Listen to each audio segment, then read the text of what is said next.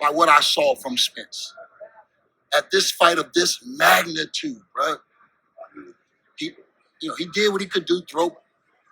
Didn't have no answers. It didn't seem like he had no answers defensively, or didn't have the ability to make an adjustment and do what he needed to do to stay in this fight.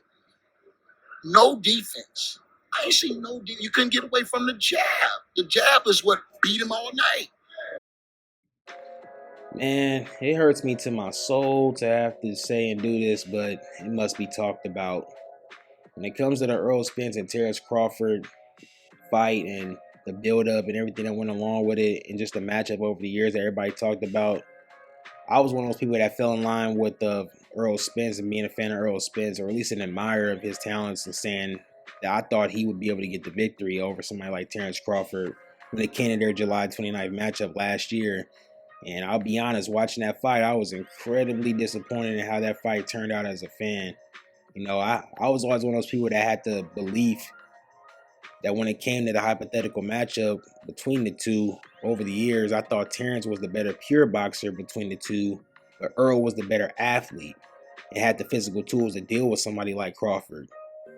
Now, from a naive standpoint, I thought that Errol was one of those type of fighters that had hidden depths and idiosyncrasies to his game that he hadn't shown before and was just waiting for the right person to bring them out. But boy, was I surely mistaken. Now, when you look at that embarrassing ninth round knockout loss to Terrence Crawford this past July that he suffered, and a potential rematch on the horizon in 2024, and could possibly be up in the air with recent reports that Errol Spence and the rumors about him reneging on that offer, I think he's really at a major tipping point in his boxing career going forward. I think what happens in the next 6 months can determine whether or not he goes down as one of the greats, the all-time greats of the welterweight division, or just another classic tale of what could have been. Now, this isn't to say that Errol Spence is not a great fighter or hasn't had a very good career so far in the boxing world, but for him, his next fight will, in my opinion, which will most likely be a rematch against Crawford, will decide how the last portion of his career will play out in the future. He wins this fight, we having a whole nother discussion about him as a fighter, as being able to come through at adversity and adverse circumstances where everybody not believing in him.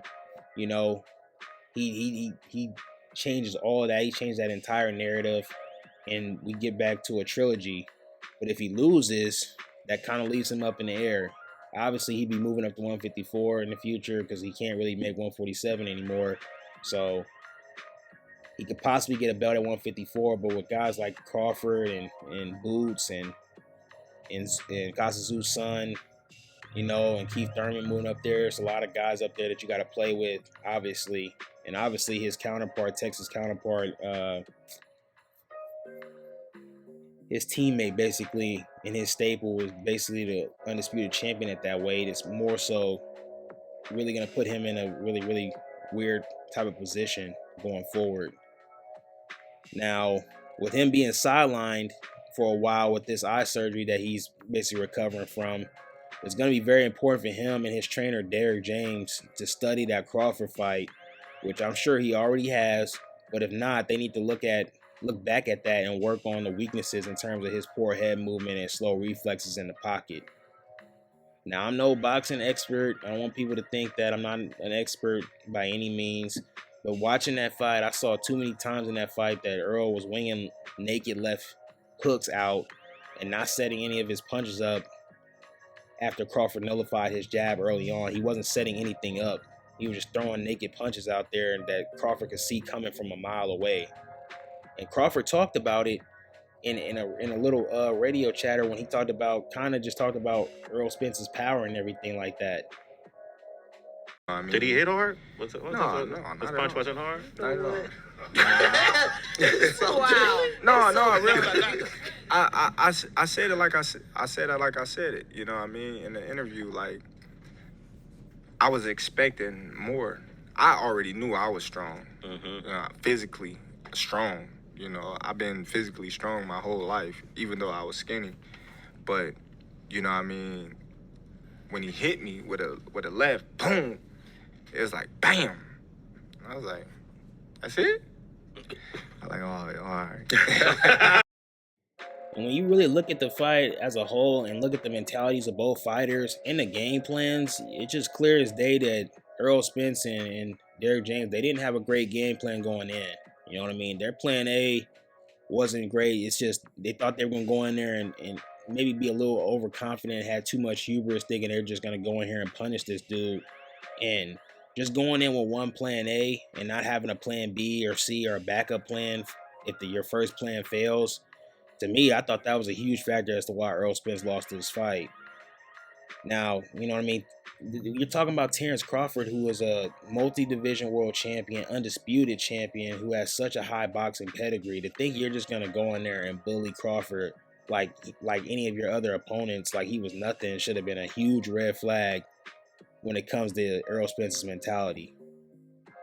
I've always been in the belief when you're facing a generational talent, which I believe Crawford has proven to be, you can't think I'm just going to go in there and bully him and punish him and destroy him.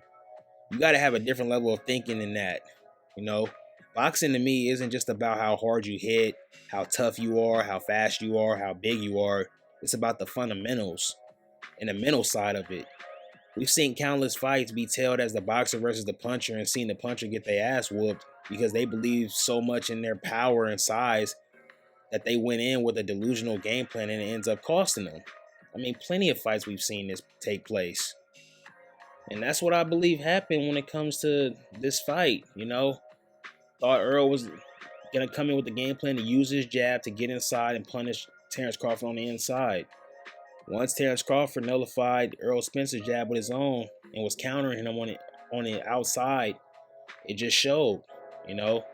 And it kind of hurt me to see because, like I said before earlier in this video, I believed Errol Spence had the ability to have a little bit more of the idiosyncrasies in terms of the skill to understand, you know, I got to fight a different fight. I can't expect to just outbox this guy. I got to get inside, but I got to do it smartly. I can't be reckless in what we're doing. Winging out left hooks, winging out punches to the body without setting them up. I mean, like I said before, Crawford will see that. He's seen it coming from a mile away, and he made it look easy. And you also see the fact that Earl's poor defensive adjustments as the fight waned on, you know. Antonio Tarver talked about it here. I gotta be honest, bro. They crowning these guys trainers of the year and all this stuff, but we don't. What are we? Come on, bro. This man wasn't prepared for no Terrence Bud Crawford tonight, and the trainer got to take some flack for that. It's his responsibility too to have his fighter ready. Man ain't had nothing about no defense, no head movement, no feints. Didn't have his hands up, feet all everywhere, bruh. Where's the lessons? You know?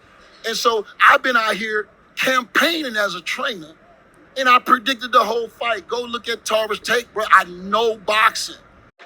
Now, I'm not saying that everything that Tarver said in that little soliloquy was true or that everything he's saying is true, but he's obviously been a former world champion. He's been in boxing for 20, 25 years, so he knows more about the sport than a lot of people in these comment sections.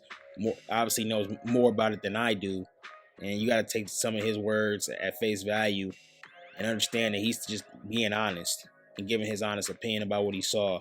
You know, I don't want to be that guy to come at Errol Spence and think, you know, because I love him, I don't want people to think I'm hating on him and think I don't like him as a fighter. I really do. You know, I want him to be successful. Hell, I want him to win a rematch against Crawford, to have a trilogy, you know. Then we have a really great trilogy on our hands at welterweight division, you know. And it's better for him as a fighter when you look at everything he's been through with the car accidents and the being missing all the time he's been missing. And that's one thing that I have to speak on, you know, is that even for him as a fighter, and it's not necessarily an excuse for him, but it's just, you can't be taking these long layoffs. You know, even after the Ugas fight, he was out, and I get he was waiting on Crawford, but you're sitting out for over a year. That didn't help your situation going into the next fight. You know, before that, with the long layoffs, early in his career, he was known for fighting really often, a bunch of times, but now it's not even like that. He's not fighting as often. Fighting one time a year, you're just never going to be able to get back into a rhythm. Only the all-time top-tier guys like Floyd Mayweather can really get away with doing that, fighting once a year, twice a year. because they stay in tip-top shape.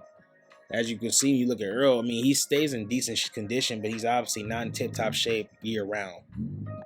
Now, obviously, when I speak on that, I'm not saying that he has terrible discipline or anything like that, or is just a guy who doesn't keep in shape. He stays in shape. It's just obvious he's just too naturally big for the weight. As you look going into 2024 and 2025 beyond, he's obviously going to move to 154 and possibly 160. A lot of these guys that are 147, you know, the Bootses, the Crawfords, the Thurmans, they're all moving up in weight too. So these are going to be the same dudes, even though I don't think he's going to have a problem with Thurman. But a lot of these talented guys you're going to see in these upper weight classes, even as you grow up in weight, you know. And seeing as how Earl's on the backside of his prime, he's really why I'm saying that his back is truly against the wall mentally and physically. Now, that's not to say that he's not a good athlete or that he has poor discipline or anything like that.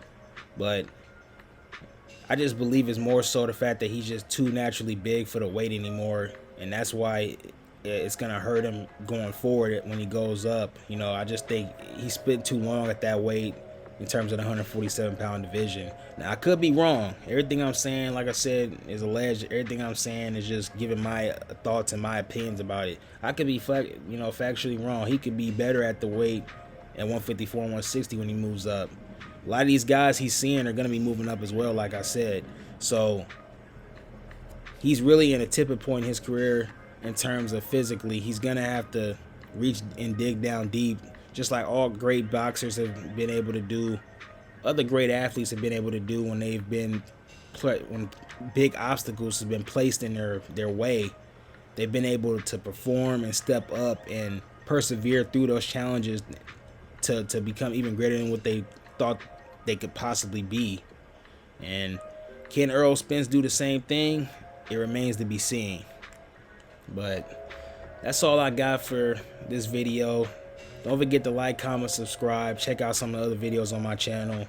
Turn post notification bells on so you can be up to date on new videos that's coming in the future.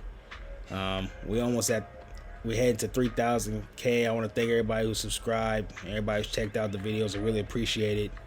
But I'm gonna get on up out of here. You guys take it easy, and as always, until we meet again.